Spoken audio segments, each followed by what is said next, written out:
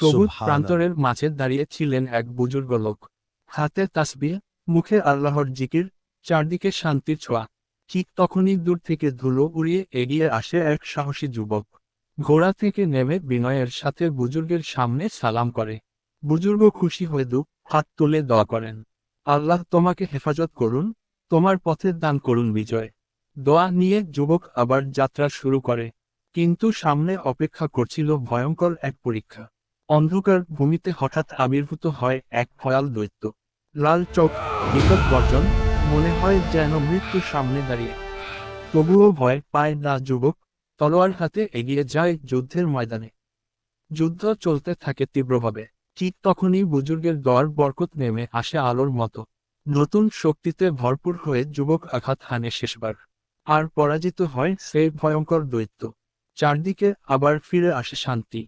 যুবক দাঁড়িয়ে থাকে বিজয়ের গৌরবে। কারণ একজন নেককার মানুষের দোয়া কখনো বিফল হয় না।